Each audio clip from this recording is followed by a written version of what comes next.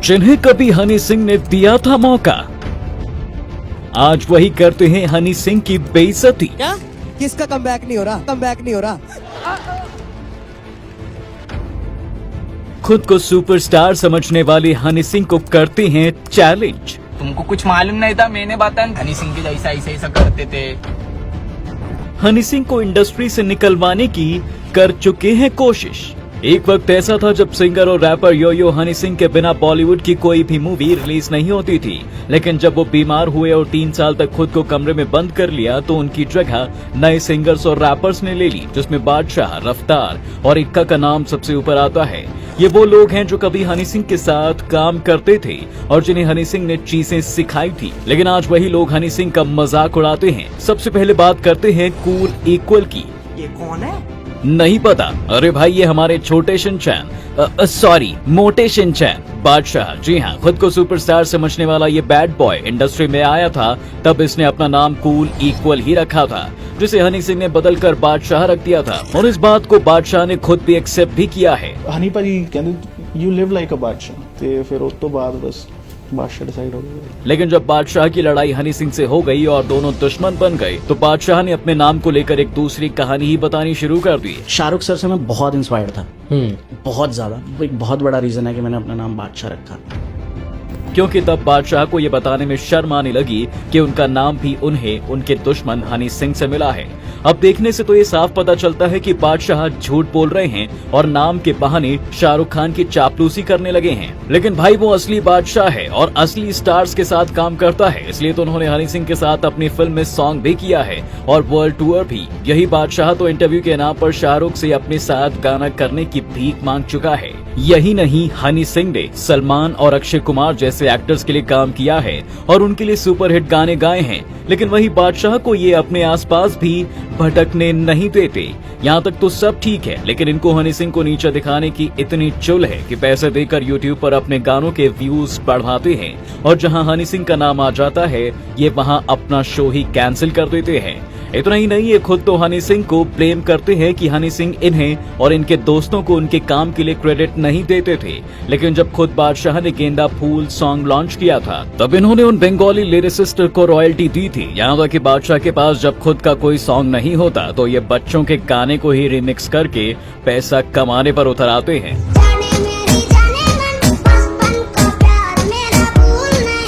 जहां ये खुद तो करोड़ों रुपए कमा लेते हैं और बच्चों को थोड़े पैसे देकर भेज देते हैं। इसके बाद आते हैं बादशाह के दूर के भाई रफ्तार। दूर के इसलिए क्योंकि बादशाह और रफ्तार जब हनी सिंह के बनाए माफिया मुंडी बैंड के साथ काम करते थे, बादशाह खुद कई सालों तक रफ्तार से नहीं मिले थे, लेकिन जब बात आई हनी सिंह के खिलाफ काम करने की तो दोनों लंगोटिया यार बन गए। लेकिन इसके बाद भी रफ्तार का कुछ खास भला नहीं हो पाया। कहां वो रफ्तार इंडस्ट्री के बहुत बड़े सिंगर और रैपर बनना चाहते थे, वो आज टीवी पर अपना करियर बनाने के लिए रोडीज खेलने को मजबूर हैं।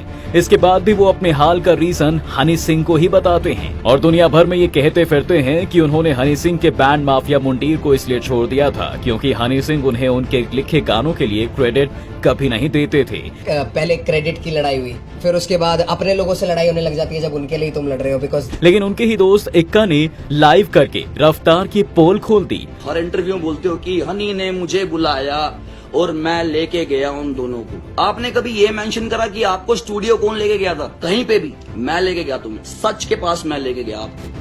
हम तो कुछ भी कहने से पहले यही कहेंगे कि रफ्तार को पहले खुद लोगों को क्रेडिट देना चाहिए। लेकिन रफ्तार कहते हैं कि उन्होंने हनी सिंह से दुश्मनी सिर्फ इसलिए नहीं की थी कि वो उनको क्रेडिट नहीं देते थे, बल्कि हनी सिंह दूसरे आर्टिस्ट जैसे लील गोलू को भी क्रेडिट नहीं देते थे जिन्होंने हनी के लिए सुपरहिट गाने दिए। लेकिन कमाल की बात तो ये है कि आज तक खुद कभी लील गोलू ने हनी सिंह के बारे में कभी कुछ नहीं कहा, क्योंकि वो हनी सिंह ही थे जिन्होंने रफ्तार, इक्का और लील गोलू को म्यूजिक के बारे में सिखाया था और जिनके दम पर ये खुद को सुपरस्टार बोलते हैं। भाई, माना कि हनी सिंह के सॉन्ग आजकल उतने हिट नहीं हो रहे हैं, लेकिन अगर ये लोग इतने ही अच्छे सिंगर्स और रैपर हैं तो इनके गाने भी क्यों हिट नहीं हो रहे हैं। अब बात करते हैं किंग की। अरे भाई, ये कोई सच के किंग नहीं है, बल्कि इनका नाम किंग है। लेकिन इनके बारे में हम आपको कुछ ऐसा बताएं उससे पहले जरा ये सुनिए। And in India, Badshaah is number 1 and I'm number 2. And I'm number 2. अरे कोई इसे बताए कि भाई तू लिस्ट में है ही नहीं, क्योंकि जितने व्यू किंग को अपने पूरे करियर में नहीं मिले हैं, उससे ज्यादा व्यूज तो हनी सिंह के 2 गानों में ही हैं। लेकिन इस गली मोहल्ले के किंग को खुद पर इतना घमंड है कि हनी सिंह के बारे में ये बोलते हैं। जैसे हनी बाजी आए तो बाकी लड़कों ने अपने गिलास उठा लिए, भाई मैं देसी लौंडा हूँ, मैंने गिलास नीचे रख दिया। लेकिन हनी सिंह ने भी किंग को सीधा जवाब नहीं दिया, बल्कि अपने एक सॉन्ग का ट्रेलर लॉन्च करके ही किंग की सारी हवा निकाल दी। इसके बाद बात करते हैं बस्ती का हस्ती MC स्टैन के बारे में। बस कोई इसके नाम का फुल फॉर्म ना पूछे यार, इसकी तो अलग ही चुल है। कहाँ हनी सिंह इसकी तारीफ करते फिरते हैं और इसके म्यूजिक को यूनिक बताते हैं। फिर मैंने जाके MC स्टैन का एक आधा सा गाना सुना, मुझे बहुत क्रेजी लगा और बहुत डिफरेंट लगा। I wish him all the best कि वो लिल वैन से भी बड़ा कलाकार बने हिंदुस्तान में। लेकिन इसको तो बिग बॉस 16 जीत कर ऐसा घमंड आया कि इसने इंस्टा लाइव करके हनी सिंह के बारे में ही उल्टा सीधा बोल दिया। तुमको कुछ मालूम नहीं था, मैंने बताया हनी सिंह के जैसा ऐसा करते थे। यहाँ तक कि MC स्टैन ने यहाँ तक कह दिया कि इंडिया में वो मम्बल रैप लेकर आए थे, लेकिन ये बोलते हुए भूल गए कि जब MC स्टैन बस्ती का हस्ती बना भी नहीं था, उससे पहले ही हनी सिंह मम्बल रैप लेकर आ चुके थे। अब बात करते हैं इस नमूने के गाने की, तो ये बस्ती सस्ती कॉपी जितने भी गाने लॉन्च करता है उसमें कुछ ना हो तो गाली जरूर होती है, जिसे ये और उसके चाहने वाले इसे कूल मानते हैं। लेकिन वहीं हनी सिंह ने अब खुद को बदला है और अब वो सिर्फ ऐसे गाने कर रहे हैं जिसका कोई मतलब है।